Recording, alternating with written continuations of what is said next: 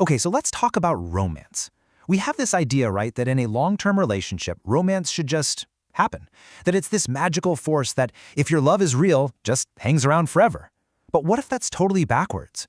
What if romance isn't magic at all? What if it's actually work? Hard, deliberate, and maybe the most essential work you'll ever do. Think about when you first fall in love. It feels like this incredible gift, doesn't it?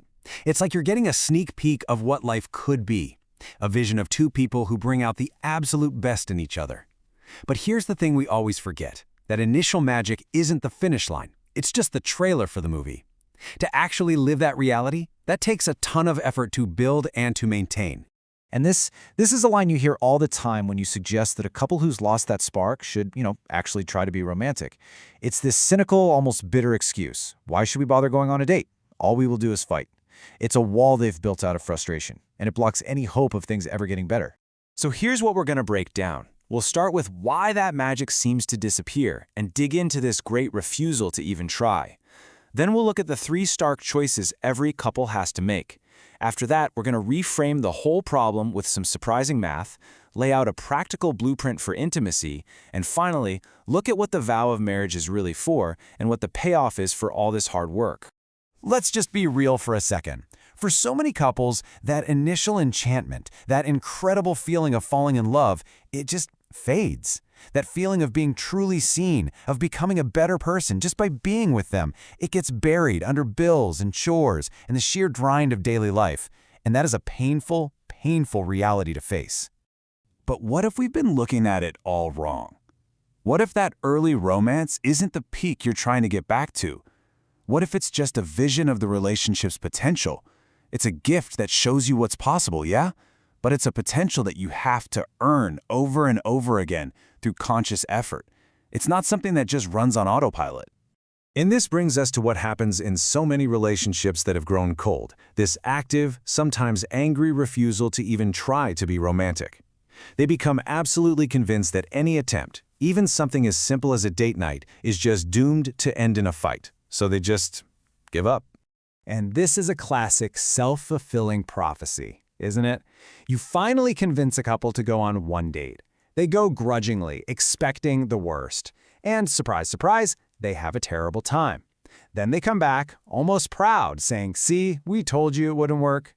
They use one single, half-hearted attempt to justify giving up for the next, 60 years?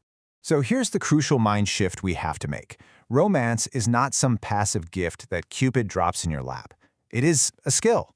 And like any skill, you have to practice it. You can get rusty, and sometimes, especially after years of neglect, you might have to learn it all over again from scratch. One failed date doesn't mean you're a failure, it just means you need more practice. So whenever conflict pops up in a relationship, and it always will, every couple faces a really fundamental choice.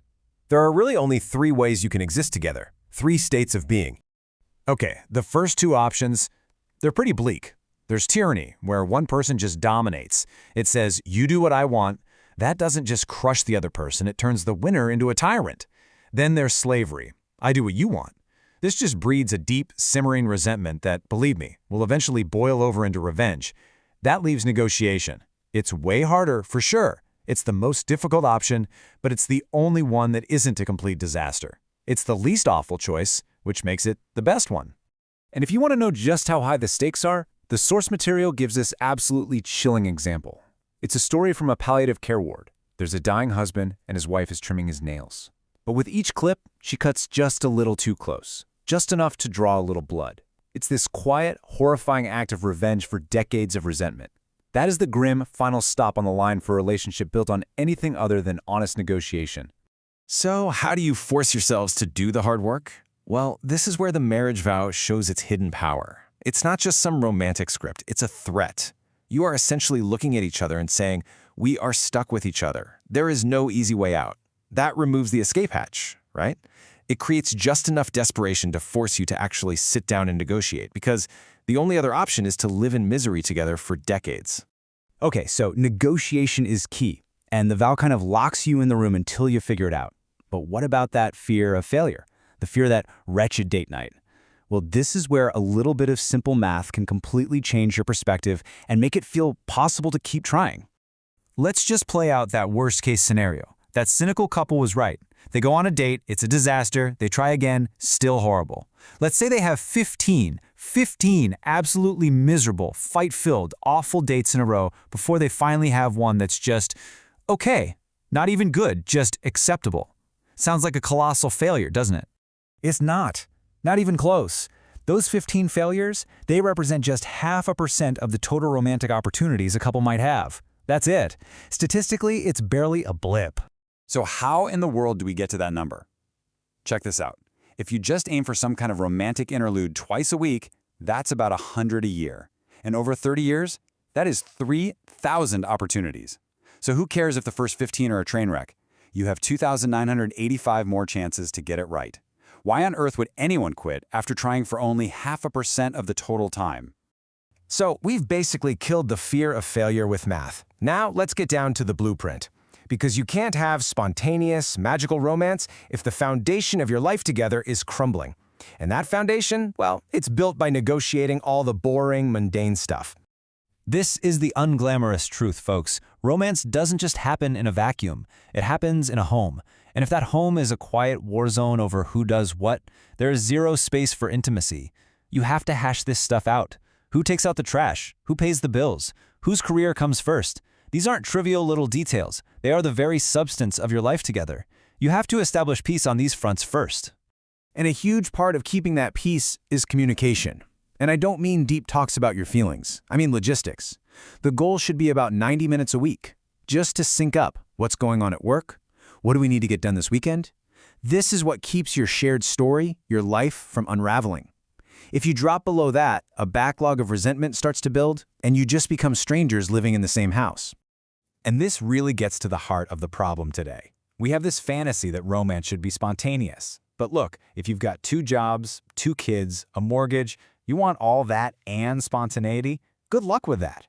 If you wait for the perfect, unplanned romantic moment to just appear, you will be waiting forever. The urgent things in life will always win unless you consciously choose to make romance a priority.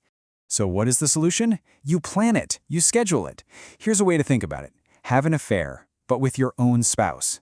That means you put in the same effort. You schedule the time. You set the scene. Clean the room. Light some candles. Put on some music. You prepare yourself. Wear something that makes you feel good, something that takes a little courage, and you actually communicate what you want. It's not a chore. It's a conscious, deliberate act of creating intimacy. All right, so we've gone through the vow, the negotiation, the math, the blueprint. It sounds like a lot of work, doesn't it? Because it is. Which brings us to the biggest question of all. Why bother? What's the ultimate payoff for all of this incredibly difficult, conscious effort? This right here might be one of the deepest truths about love. We're fed this myth about finding the one, this perfect person who completes us. But that person doesn't exist. The reality is, a good partner isn't found, they are made. They're made in the fire of all those negotiations, through the commitment of that vow, and through the shared work of building a life. You and your partner literally transform each other into the people you need each other to be. And that leaves us with this one last thought. The default state, when you put 2 different people together and ask them to share a life, it isn't peace, it's strife. Peace is not something you just stumble into.